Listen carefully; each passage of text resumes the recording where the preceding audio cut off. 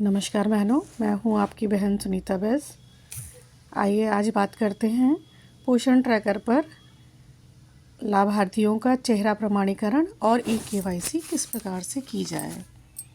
आप लोग सोच रहे होंगे कि अभी तो हमारे फ़ोन पर चेहरा प्रमाणीकरण जो विभागीय फ़ोन है सही ढंग से नहीं हो पा रहा है।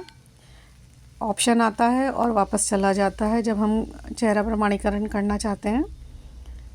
लेकिन आपको जानकारी होगी कि विभाग द्वारा सभी आंगनवाड़ी वर्कर के फ़ोन की स्थिति ली जा रही है और उम्मीद है कि जल्द से जल्द विभाग हमें नए फ़ोन उपलब्ध करा देगा, जिसमें हम आसानी से फेस ऑथेंटिकेशन और ई-केवाईसी लाभार्थी की कर पाएंगे।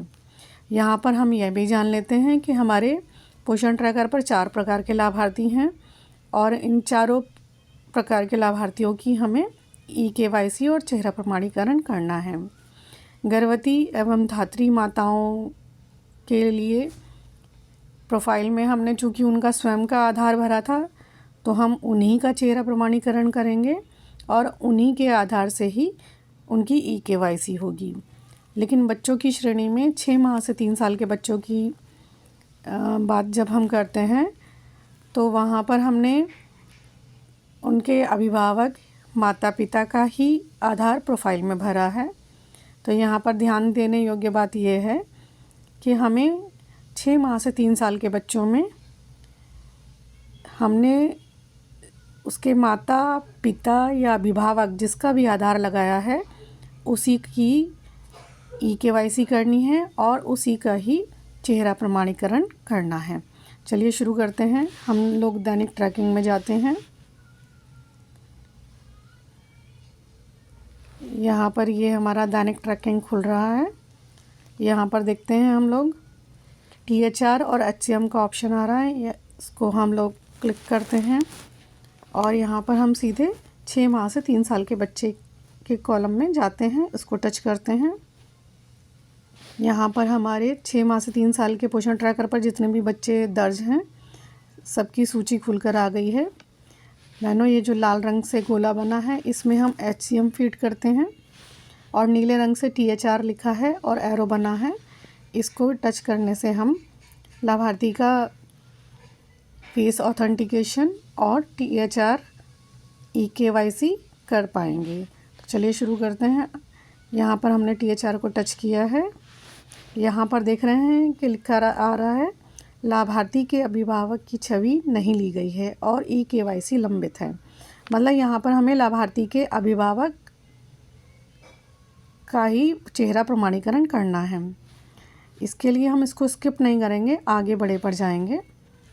यहाँ पर उस बच्चे के अभिभावक जिसका हमने आधार फीड किया था, तो यहाँ हमने उसकी माता का आधार फीड किया है, तो नीतू देवी, और जो आधार में उनकी संख्या है उसके 4 आखिरी के अंक शो कर रहा है। यहाँ हम प्रक्रिया की गई पे जाते हैं। यहाँ पर एक सहमति पत्र है जो लाभार्थी की तरफ से सहमति दी जानी है, उसको हम स्वीकार करें और आगे बढ़े पर जाते हैं। यहाँ पर ये फेस कैप्चरिंग गाइड दी गई है कि जिसमें जब हम फ़ोटो ले रहे हैं तो लाभार्थी के चेहरे पर या जिस भी व्यक्ति का हम फेस कैप्चर कर रहे हैं उसके चेहरे पर पूरी रोशनी आनी चाहिए। ऐसा ना हो कि आधे चेहरे पर लाइट आ रही है और आधे पर नहीं आ रही है, या आधे चेहरे पर छाया आ रही है। तो ये हम लोगों को देख लेना है। पीछे का दृश्य बिल्कुल साफ़ होना चाहिए। पीछे कोई किसी भी प्रकार की कोई फ़ोटो या चित्र या कैलेंडर नहीं होना चाहिए जिसमें कोई चेहरा बना हो।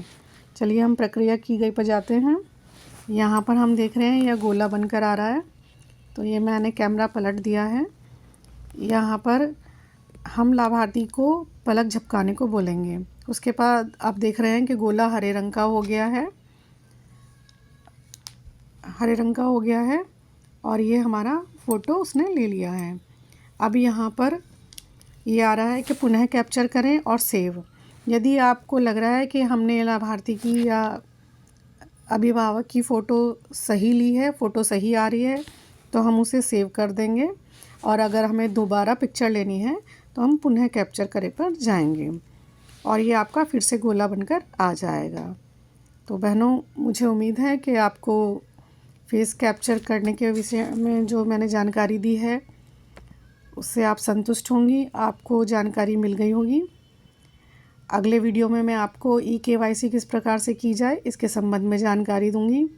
अगर आपका कोई भी सुझाव या सवाल है या आप कुछ अपनी राय देना चाहते हैं तो मुझे कमेंट बॉक्स में लिख सकते हैं। मेरे वीडियो को लाइक, शेयर और सब्सक्राइब ज़रूर करें।